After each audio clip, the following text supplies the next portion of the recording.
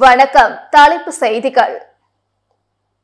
நாடு முழுவதும் கடன் செயலி மூலம் ரூபாய் 100 கோடிக்கு மேல் மோசடி செய்த வழக்கில் கர்நாடகத்தை சேர்ந்த மேலும் ஒருவரை புதுச்சேரி இணையவழி குற்றப்பிரிவு கைது செய்தனர்.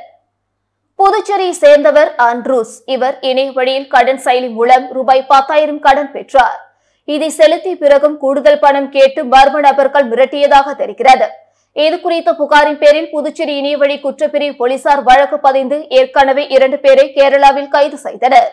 அவர்களிடம் நடத்திய விசாரணையில் நாடு முழுவதும் சுமார் ரூபாய் 600 கோடி வரை கடன் செயலி மூலம் மோசடியில் ஈடுபட்டது தெரிய வந்தது. இந்த நிலையில் இந்த கும்பலை சேர்ந்த கர்நாடகம் பலனா ஜோகி ஹள்ளி பகுதியை சேர்ந்த புனித் பெங்களூர் பகுதியில் பதுங்கியிருப்பது தெரிய வந்தது. அவரை புதுச்சேரி இணையவழி குற்றப்பிரிவு போலீசார் கைது செய்து நீதிமன்றத்தில் ஆஜர்படுத்தி சிறையில் அடைத்தனர். விசாரணையில் அவர் மோசடி பணத்தை கிரிப்டோ கரன்சியாக்கி பல்வேறு வங்கி கணக்குகள் மூலம் ஹாங்காங் போன்ற நாடுகளுக்கு அனுப்பியது தெரிய வந்தது. அமலாக்கத்துறையால் மோசடி கும்பலில் ரூபாய் 330 கோடி சொத்துக்கள் முடக்கப்பட்டிருப்பதும் தெரிய வந்துள்ளது. புதுச்சேரியில் சாலையோர தள்ளுவண்டி கடையில் வாழைப்பழம் திருடி செல்லும் திருடர்கள் குறித்த சிசிடிவி காட்சிகள் வைரலாகி வருகிறது. புதுச்சேரி அண்ணா சாலை ராஜா தியேட்டர் அருகே தள்ளுவண்டியில் வாழைப்பழம் வியாபாரம் செய்பவர் ராஜாமணி. இவர் நேற்று முன்தினம் இரவு வழக்கம் போல் வாழைப்பழம் வியாபாரம் செய்தார்.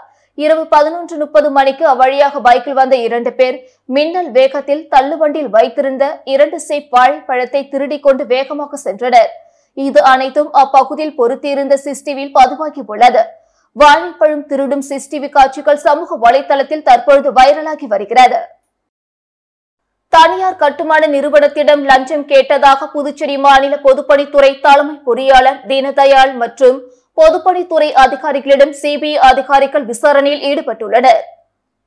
காரைக்காலில் சாலை அமைக்கும் பணியை டெண்டர் எடுத்து மேற்கொண்டு வரும் தமிழகத்தின் மன்னார்குடியை சேர்ந்த கட்டுமான நிறுவனத்திடம் ரூபாய் 25 லட்சம் லஞ்சம் கேட்டு புதுச்சேரி பொதுப்பணித்துறை அதிகாரிகள் தொடர்ந்து தொந்தரவு செய்து வந்ததாகவும் இது தொடர்பான செல்போன் உரையாடல் அடங்கிய புகார் சென்னை சிபிஐ அதிகாரிகளுக்கு சென்றதாக கூறப்படுகிறது. இந்த நிலையில் காரைக்கால் மாவட்டத்தில் நடைபெறும் பல்வேறு பணிகளை ஆய்வு செய்ய பொதுப்பணித்துறை தலைமை கண்காணிப்பாளர் தீனதயாளன் நேற்று காரைக்கால் சென்றார்.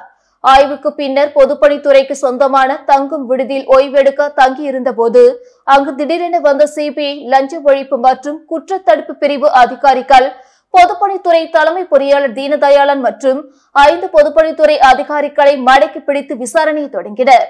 நேற்று மதியம் தொடங்கிய இந்த விசாரணை இன்று மதியம் வரை நடைபெறுகிறது.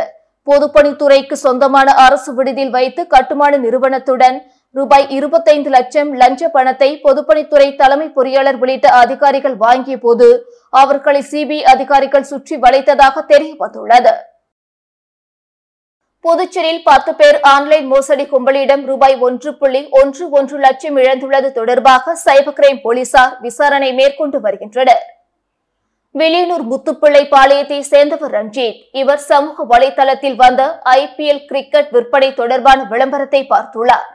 இதை நம்பிய ரஞ்சித் விளம்பரத்தில் இருந்து ஆன்லைனில் 33,000 ரூபாய் செலுத்தி IPL டிக்கெட் முன்பதிவு செய்து மோசடி கும்பலிடம் பணத்தை இழந்தார். உருளைன்பேட்டையை சேர்ந்த சுகஷ்னி என்பவர் இன்ஸ்டாகிராமில் குறைந்த விலையில் ஐபோன் விற்பனை விளம்பரத்தை பார்த்துள்ளார். அதனை உண்மை என நம்பி 11,747 ரூபாய் செலுத்தி ஐபோன் ஆர்டர் செய்து ஏமாந்தார். முத்தியால்பேட்டையை சேர்ந்த ராஜேஷ்குமார் குறைந்த வட்டி லோன் தருவதாக மர்ம நபர் கூறியதை நம்பி 12,000 ரூபாய் ஏமாந்துள்ளார். இதேபோல் நயனார் மண்டபம் பவித்ரா 18,200 ரூபாய், சின்னக்கடை உமாபதி 11,000, லாஸ்பேட்டை ரவி 11,000, புதுச்சேரி சங்கர் 3,800, காமராஜர் நகர் வெங்கடேஷ் 3,500, திலாசுப்பேட்டை ஜெயக்குமார் 5,000, முதலியார்பேட்டை பிரபாகர் 2,500 என மொத்தம் 10 பேர் மோசடி கும்பலிடம் 1,11,700 ரூபாய் ஏமாந்துள்ளனர். புகாரின் பேரில் சைபர் கிரைம் போலீசார் வழக்கு பதிந்து விசாரித்து வருகின்றனர். புதுச்சேரி நகராட்சி ஜீப்பை திருட முயன்ற தமிழக வாலிபரை போலீசார் கைது செய்தனர். புதுச்சேரி செஞ்சிசாலை அருகே நகராட்சி அதிகாரி ஜீப்பை ஓட்டுநர் காந்திராஜ் என்பவர் நேற்று மாலை சாலையோரம் நிறுத்திவிட்டு அருகில் உள்ள கடைக்கு சென்றார். அப்பொழுது ஒருவர் ஜீப் அருகே வந்து ஜீப்பை எடுத்து செல்ல முயன்றார். அதை பார்த்து அருகில் இருந்தவர்கள் ஓடி வந்து அந்த நபரை பிடித்து ஒதியஞ்சாலை போலீசாரிடம் ஒப்படைத்தனர். விசாரணையில் கிருஷ்ணகிரி மாவட்டம் சிங்காரப்பேட்டையை சேர்ந்த சண்முகம் என்பதும் திருச்செங்கோடு பகுதியில் அரசு பஸ் திருடிய வழக்கில் கைது செய்யப்பட்டு சிறையில் இருந்து ஜாமீனில் வெளியில் வந்தவர் என தெரிய வந்தது. புதுச்சேரிக்கு சுற்றுலா வந்த அவர் ஜீப் திருட முயன்றபோது பிடிபட்டார். இதுகுறித்து ஒதியஞ்சாலை போலீசார் வழக்கு பதிந்து சண்முகத்தை கைது செய்து நீதிமன்றத்தில் ஆஜர்படுத்தி காலப்பட்டு சிறையில் அடைத்தனர். காரைக்கால் வட்டார வளர்ச்சி அலுவலகத்தில் கடந்த 5 ஆண்டுகளாக சுய உதவிக்குழு பெண்கள் நடத்தும் உணவகத்தை அப்புறப்படுத்த அதிகாரிகள் உத்தரவிட்டதற்கு அப்பெண்கள் எதிர்ப்பு தெரிவித்துள்ளனர். காரைக்கால் நீர்நகரில் உள்ள வட்டார வளர்ச்சி அலுவலக வளாகத்தில் சுய உதவிக்குழு பெண்கள் கடந்த 5 வருடமாக கடைகளை பிடித்து சுயதொழில் செய்து வருகின்றனர். திருப்பட்டினம் பகுதியை சேர்ந்தவர்கள் கவிதா தலைமையில் சுய உதவிக்குழு பெண்கள் 6 பேர் கடந்த 5 ஆண்டுகளாக உணவகம் நடத்தி 60 ரூபாய்க்கு சாப்பாடு, மீன் குழம்பு, முட்டையுடன் குறைந்த விலையில் கூலி தொழிலாளருக்கு வழங்கி பெரும் வரவேற்பு பெற்று வந்தது. இந்த நிலையில் வட்டார வளர்ச்சி அதிகாரிகள் கடையை ஒப்படைக்குமாறு சுற்றறிக்கை வெளியிட்டு அவர்களை அப்புறப்படுத்த முயன்று வருகின்றனர். இதனால் சுய உதவிக்குழு பெண்கள் 5 ஆண்டுகளாக போராடி கடையை கொண்டு வந்த நிலையில் தற்பொழுது காலி செய்ய உள்ளதால் மன வேதனையில் பாதிக்கப்பட்டுள்ளதாகவும், இதனால் எங்களது வாழ்வாதாரம் பெரும் பாதிக்கப்படும் என்று அதை நீட்டிக்க உத்தரவு தருமாறு வலியுறுத்தியுள்ளனர். புதுவை திருக்காஞ்சியில் உள்ள ஸ்ரீ காசி விசாலாட்சி உடனுரை காசி விஸ்வநாதர் திருக்கோவிலில் முற்றோதல் நிகழ்ச்சி நடைபெற்றது. புதுவை ஜவஹர் நகரை சேர்ந்த வாசிக சைவ திருத்தொண்டு அடியார்கள் காசிக்கு இணையான சேஸ்திரமான திருக்காஞ்சியில் அமைந்துள்ள அருள்மிகு ஸ்ரீ காசி விசாலாட்சி சமேத ஸ்ரீ காசி விஸ்வநாதர் ஆலயத்தில் திருவாசக முற்றோதல் நிகழ்ச்சிகள் நடத்தினர். இதில் தலைமை அடியார் அம்மு என்று அமிர்தவழி ரவி தலைமையில் 40க்கும் மேற்பட்ட சிவனடியார்கள் கலந்து கொண்டு திருவாசகம் பாடினர். நிகழ்ச்சியின் போது அடியார்களுக்கு கோவில் சார்பாக அறுசுவை உணவுடன் அன்னதானம் வழங்கப்பட்டது. காலை முதல் மாலை வரை நடைபெற்ற முற்றோதல் நிகழ்ச்சியில் சுவாமிக்கு சிறப்பு பூஜைகள் நடைபெற்று மகா தீபார்த்தனை காட்டப்பட்டு அடியார்களுக்கு கோவில் பிரசாதம் வழங்கப்பட்டது. இதில் திரளான சிவனடியார்கள் கலந்து கொண்டு திருவாசகம் பாடினர். புதுவை கௌரி குமரவேல் எழுதிய முழுமதி சிறுகதை நூலினை கலைமாமணி முனைவர் நெய்தல் நாடன் வெளியிட்டு சிறப்பித்தார். புதுவை கௌரி குமரவேல் தமிழிலக்கிய கூடல் தொடக்க விழா மற்றும் முழுமதி சிறுகதை நூல் வெளியீட்டு விழா தமிழ் சங்கத்தில் நடைபெற்றது. தாகூர் அரசு கலைக்கல்லூரி மேனான் முதல்வர் கலைமாமணி முனைவர் இளங்கோ தலைமையில் நடைபெற்ற விழாவில் தமிழ் மாமணி வேல்முருகன், பத்மஸ்ரீ தட்சிணாமூர்த்தி, சதாசிவம் ஆகியோர் முன்னிலை வகித்தனர்.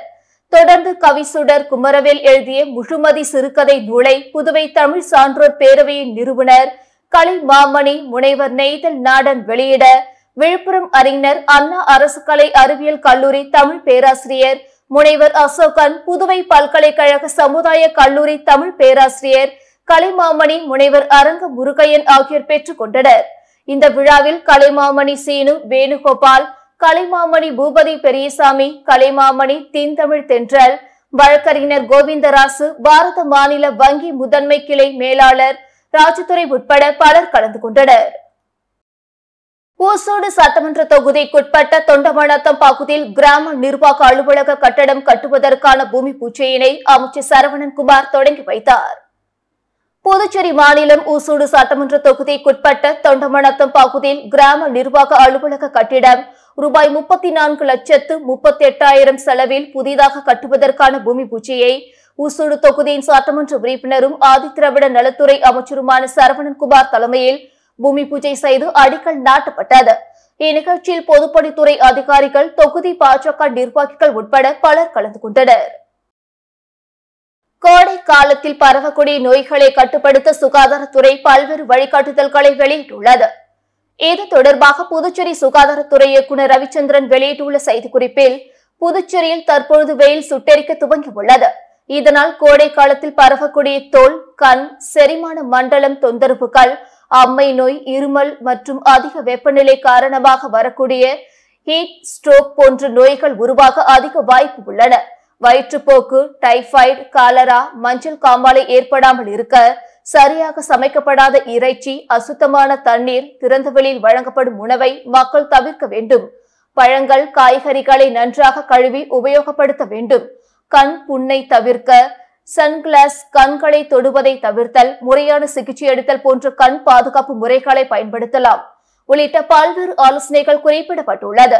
மேலும் வெயிலால் ஏற்படும் நோய்களை தடுக்க அரசு மருத்துவமனை, ஆரம்ப சுகாதார மையத்தை அணுகி சிகிச்சை பெறலாம் என தெரிவிக்கப்பட்டுள்ளது. இத்துடன் செய்திகள் நிறைவடைந்தன. வணக்கம்.